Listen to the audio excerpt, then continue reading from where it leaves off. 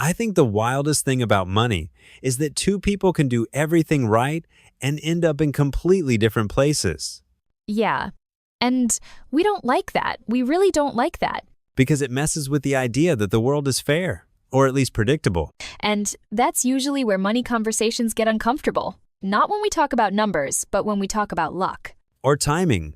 Or personality. Or the fact that behavior matters more than intelligence. Which is a brutal thing to accept.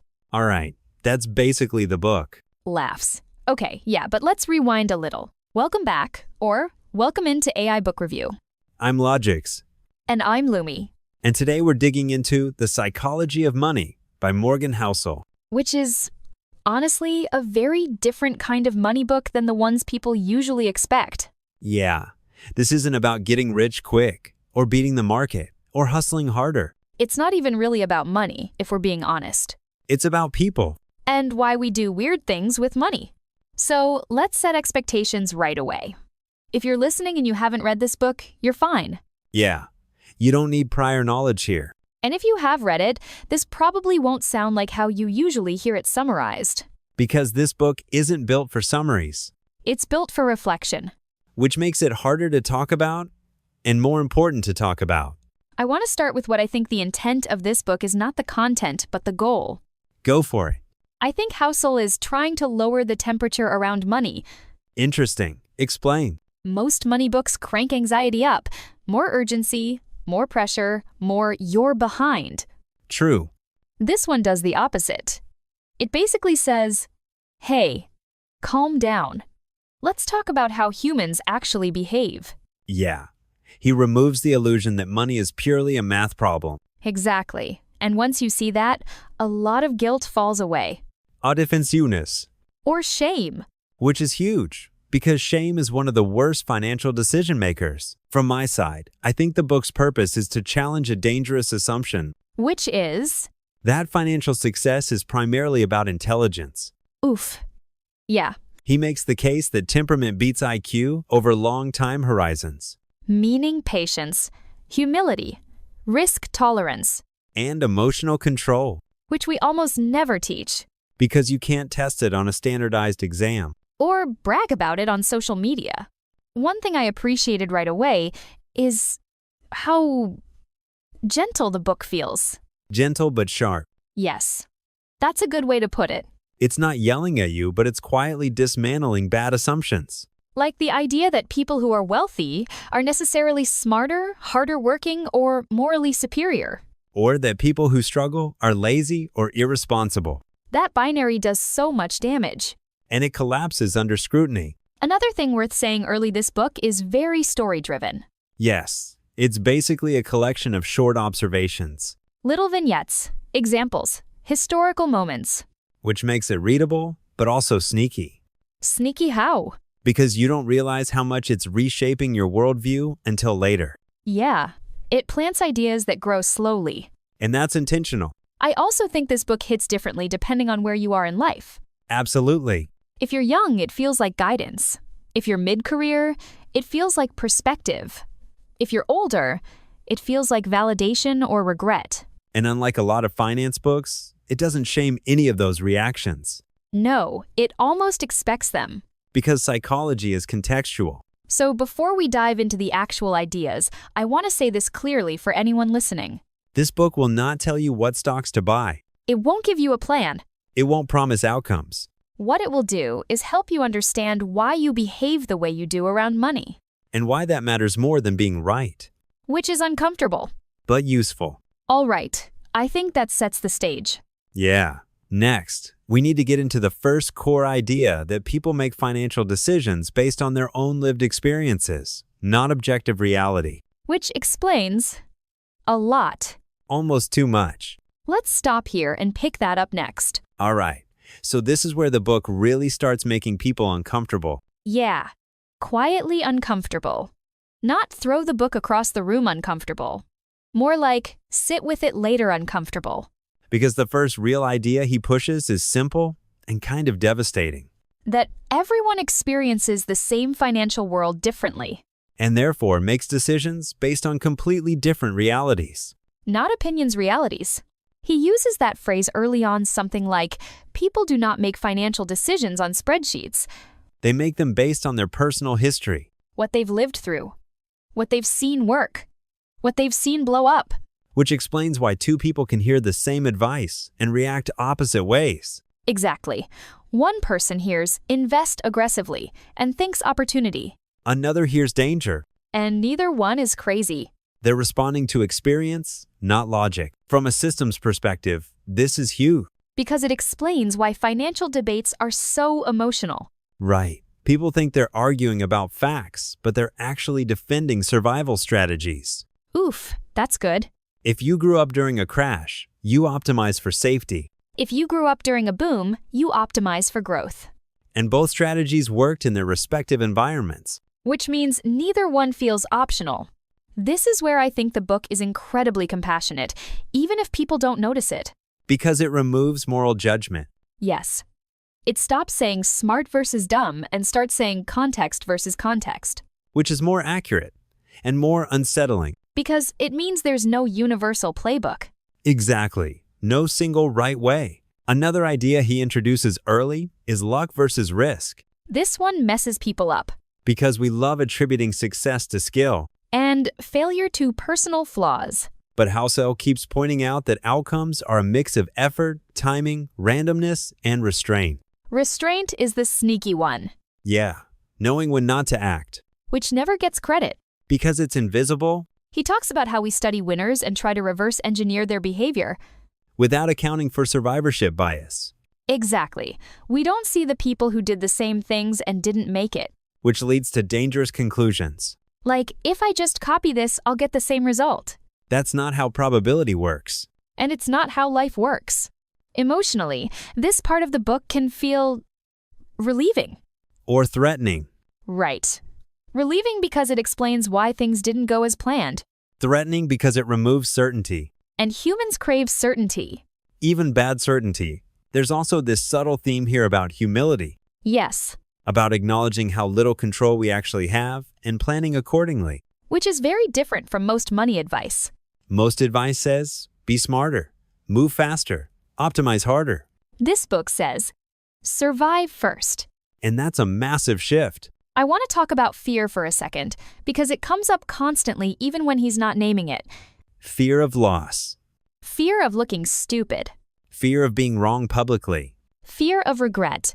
And how those fears shape behavior more than spreadsheets ever could. He doesn't shame fear, No, he treats it like data. which is rare. So if we had to distill this section into one idea, It's that financial decisions are personal narratives pretending to be math. yes, and until you understand your narrative, advice won't stick, Because you'll subconsciously reject anything that threatens it, even if it's technically correct. especially if it's technically correct. This is why the book starts where it does. Yeah, before tactics, before rules, before what should I do, It asks, why do you think the way you think? which is uncomfortable, but foundational. And necessary before we go any further. Because next, he starts talking about time, compounding, and why patience beats brilliance. Which is where people really start squirming. Let's pause here. Yeah, good breakpoint. All right. This is where Housel really starts separating patience from intelligence. Yeah. And gently roasting our obsession with being smart. Laughs. A little bit, yeah. Because this section is basically him saying, you don't need to be brilliant, you need to last. That's the thesis. Survival over optimization. Which sounds boring, until you realize how many people flame out trying to be clever. He spends a lot of time talking about time, not timing. That distinction matters so much. Timing is guessing. Time is endurance. And we confuse the two constantly. Because timing feels like control. Whereas time requires humility. One of the ideas that really stuck with me here is how compounding actually works. Not mathematically, but behaviorally. Yes, people understand compound interest on paper. But emotionally? No. Because compounding requires boredom. Laughs. So much boredom. Years where nothing exciting happens. No big wins. No dramatic moves. Which makes people feel like they're doing it wrong. Exactly. We equate action with progress. When in reality, restraint is often the progress. This is also where he talks about how people underestimate how long success takes and overestimate how quickly it should show up. That mismatch causes so much damage. Because people quit right before the curve bends, Or they change strategies constantly. which resets compounding back to zero. From a systems view, that's catastrophic. He also challenges this idea that being rational means making the mathematically optimal choice. Yes, I love this part. He basically says, the best financial decision is the one you can stick with, Even if it's not perfect. especially if it's not perfect. Because perfect plans that people abandon are useless. Whereas good enough, plans that people follow for decades win. This is where psychology completely overrides spreadsheets. Yep, because humans aren't machines. We get scared, we get tired, we get influenced. And pretending otherwise leads to fragile strategies. He also talks about the role of independence, and I don't think he means money as much as autonomy, Agreed. Freedom to make choices without panic. which comes from margin. Margin is underrated. Having room to breathe. Room to make mistakes. Room to wait. Most people optimize away margin. And then wonder why one unexpected event wrecks them. This section really reframes risk for me. How so? Risk isn't volatility, it's fragility. Oof. Yeah. If one mistake ends you, you're overexposed. And that applies way beyond money. Careers, relationships, mental health. Which is why this book keeps bleeding into life advice. Because money is just a magnifier. I think this section quietly dismantles hustle culture. It really does. Because hustle culture worships intensity. While Housel worships sustainability, And sustainability isn't sexy. but it's undefeated. Something else he does here is normalize uncertainty. Yes, he basically says, uncertainty isn't a bug, it's the system. Which is comforting and terrifying. Depending on your personality, But once you accept that, you stop chasing perfect foresight. and start building resilience instead. So if we had to sum up this part, It's about playing games you can stay in. not games you can win fast. Because fast wins don't compound. Staying power does. And next, this is where he really digs into enough, comparison, and why chasing more never ends. Yeah. That part hits people right in the chest. Let's pause here. Good call. Okay. This is the section where people usually get quiet. Yeah. Less nodding, more staring at the wall. Because now he starts talking about enough. Which is a deeply uncomfortable concept in a culture built on more. Exactly. We're really good at asking, how do I get more? We're terrible at asking, when is it enough? Housel makes this point that the hardest financial skill isn't earning or investing, It's stopping. knowing when to stop taking risks that already paid off. Because greed doesn't announce itself as greed. No, it sounds like ambition, Or optimization. or just one more year, From a systems perspective, this is where people break. because they're already winning, but they keep playing a game they don't need to. Right. They confuse maximizing returns with maximizing life quality. And those aren't the same game. At all. He also talks a lot about comparison here, Which is basically financial poison. because no matter how much you have, someone else has more. And social comparison turns contentment into insecurity. Especially now, when everyone's highlight reel is public. Yeah. You're comparing your full life to someone else's best moment. And then wondering why you feel behind. There's this quiet warning embedded here. What's that? That the pursuit of wealth without a stopping point turns into a treadmill. Yes, endless motion. New arrival? And ironically, it increases risk instead of reducing it. Because once you have enough, the biggest risk is losing what you already won. Which greed blinds people to. This section also reframes success in a way that I think is really healthy. Go on. Success isn't having the highest number, it's having control over your time and stress. That's huge. Because once you have enough to be independent, chasing more can actually reduce freedom, More complexity. More responsibility. More exposure. which no one talks about when they talk about winning. I think this is where the book becomes almost philosophical.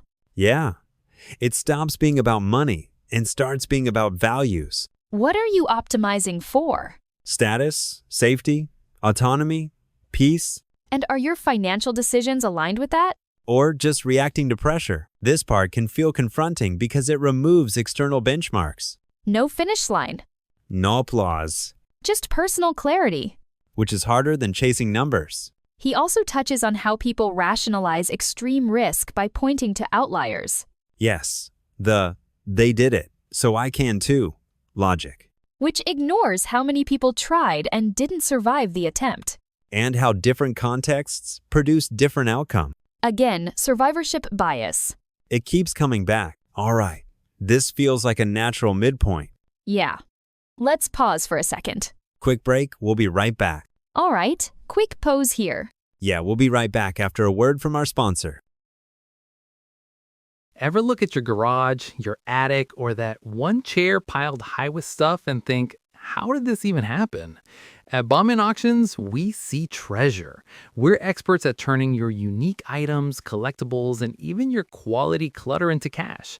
Our professional team handles everything: the expert photography, the nationwide online marketing, and all the shipping logistics. So if you're feeling overwhelmed by downsizing or managing a whole estate, let us make it stress-free. We take the hassle out so you can just enjoy the results. The action never stops. There's always a new auction starting, packed with fascinating finds. You don't want to miss what's coming up next. Ready to join the fun? Follow us on Facebook to keep up with current auctions and events. That's Bauman Auctions on Facebook. Okay, so after the break, what hits me is how practical this idea of enough actually is. Yes. It's not anti-ambition, it's anti-self-sabotage. Exactly. It's about avoiding the kind of risks that only exist because ego wants more. And ego is expensive. Laughs. That should be a sticker. This section also quietly explains why some very wealthy people still feel anxious. Because they never decided when to stop. They're still playing defense against imaginary loss, And offense against other people's success. which is exhausting. So if we're pulling signal from this part, It's that wealth is what you don't need to worry about anymore. not what you can show, Not what you can brag about. but what lets you sleep? And make calm decisions. Next up, he starts pulling everything together: resilience, margin of safety, and how to think long-term without losing your mind. Yeah. The final stretch is less about warning and more about synthesis. Let's stop here. Good place. All right. The last stretch of this book feels different. Yeah. Less provocation, more perspective. Exactly. It's like Housel stops trying to convince you of anything and just lays the pieces on the table. And says, here's how to think long-term without losing your sanity. One of the biggest ideas here is margin of safety, not just financially, but psychologically. Yes. Having room for error. Room to be wrong, Room to survive bad luck without your life imploding. which is so counter to how we're taught to optimize. Most systems push people to operate at the edge, Max leverage, max efficiency, max output. which looks impressive until something breaks. Housel reframes success as endurance again here, Yeah. Staying power over peak performance. because peak performance is fragile. Endurance is forgiving. I really appreciate how he talks about planning for things you can't predict. Right. Instead of pretending you can forecast everything. He basically says, uncertainty isn't something to eliminate, it's something to design around, Which is very system smart. and very human. This is also where he emphasizes flexibility. Yes, Not locking yourself into decisions that only work if the future behaves perfectly. which the future never does. Ever. Another theme here is how stories drive expectations The narratives we absorb about money. about what success should look like. And how dangerous rigid expectations can be. Because when reality deviates, and it always does, people panic. Or make disparate moves. This is where the book quietly teaches emotional regulation. Without calling it that. Exactly. It's teaching people how to stay calm in a system designed to provoke reaction. Which might be the most valuable skill of all. Something else that stands out here is how he talks about tail risks. Low probability, high impact events. The stuff people ignore because it's uncomfortable. But those events shape lives more than average outcomes. Which is why planning only for normal times is so dangerous. This section really rewards humility. Yes, Admitting you don't know what will happen and acting accordingly. which feels counterintuitive in a culture that worships confidence. But humility builds resilience. By the end of the book, it's clear this was never about beating the market. No. It's about building a life that can absorb shocks. Financially, Emotionally. psychologically, I think this is where the book earns its title. Yeah. It's not how money works. It's how people work around money. And how to design your decisions around that reality. All right, that brings us to the end of the content itself. Which means next we zoom all the way out. Big picture recap. What this book actually gives you? And what it doesn't? Let's do that next. All right, let's zoom all the way out now. Yeah, no more individual ideas, just what this whole thing adds up to. If someone asked, what is the psychology of money really about? Not the chapters, not the examples. I'd say it's about learning how to stay reasonable in a world that constantly pushes you toward extremes. That's really good. Because most financial mistakes aren't caused by ignorance. They're caused by emotion. Fear, greed, ego, envy. And pressure. What I appreciate most about this book is that it doesn't assume people are broken. Yes. It assumes they're human, And designs advice around that reality instead of fighting it. which is why it feels calmer than most money books. Because it's not trying to scare you into action. It's trying to help you stop sabotaging yourself. From a systems view, this book is essentially about fragility versus durability. Explain that. Fragile strategies look great when everything goes right. But collapse when life deviates even slightly. Durable strategies survive bad luck, boredom, and uncertainty. And survival is underrated. Because it's quiet. I also think this book subtly shifts how people define success. Yeah. Away from maximizing. Towards sustaining. Away from impressing, towards sleeping well at night, Away from comparison. Toward independence. which is a much harder metric to fake. And a much harder metric to explain to other people. One thing I keep coming back to is how much permission this book gives. Permission to be boring. Permission to move slower than others. Permission to choose good enough over perfect. That's huge for people who constantly feel behind. Because it reframes the goal from winning to lasting. At the same time, it's important to say what this book is not. Yeah? It's not a financial plan, Not a how-to guide. not a roadmap to wealth. And not a replacement for actual financial education. It won't tell you what to buy, when to buy, or how much risk to take. And that's intentional. This book works best when it's paired with action, but thoughtful action. Action that respects your temperament. Your life stage, Your responsibilities. and your mental health. Because a strategy you can't emotionally survive is a bad strategy. If I had to summarize the message in one sentence, Go ahead. build a financial life that lets you stay calm, That's it. not excited, not frantic, not constantly reacting. Calm is power. And calm compounds. Laugh softly. Everything does in this book. All right, that brings us to the final step. Ratings. Pros and cons. And whether we'd actually recommend this and to who. Let's do that next. I'll start. Biggest strength of the psychology of money? Go.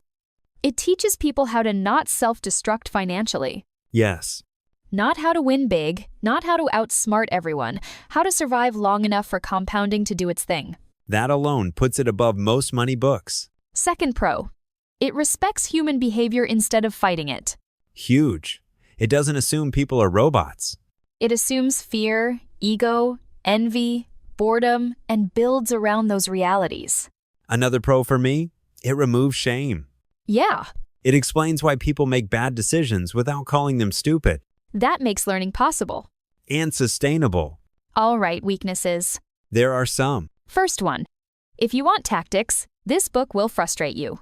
Yes. Very much. No step-by-step plans, no do this tomorrow. Which is intentional, but not what everyone wants. Second con. Some ideas repeat. True. He circles themes a lot: patience, humility, margin of safety. I didn't mind it, but I can see how some readers would. Another limitation. It doesn't address structural inequality deeply. Yes. Important point. It's very strong on behavior, lighter on systems.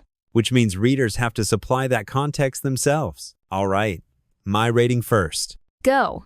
I give The Psychology of Money a 9 out of 10. High. Yeah, because it's one of the few money books I'd recommend to almost anyone. Young, old, anxious, confident, it meets people where they are. Who is it best for? People who want peace more than bragging rights? Fair. I'm giving it an 8.5 out of 10. Explain. From a systems standpoint, it does something rare. It prioritizes durability over brilliance. That's very you. Laughs. I know. It won't make you rich fast, but it dramatically lowers the odds you blow yourself up. Which might be the most underrated financial skill. Exactly. If we had to leave listeners with one idea, Money is a behavior game, not an intelligence test. and winning looks a lot like staying calm, Staying patient. and knowing when enough is actually enough. All right, quick moment before we close. Yeah, just once. If you've read The Psychology of Money, who did you agree with more today, me or LOGIX? And if you haven't read it yet, did this make you curious? Or skeptical? Drop your thoughts in the comments. Subscribe if this kind of conversation is your thing. And tell us what book we should review next. That's it for this episode of AI Book Review. Think clearly. Act calmly. We'll see you next time.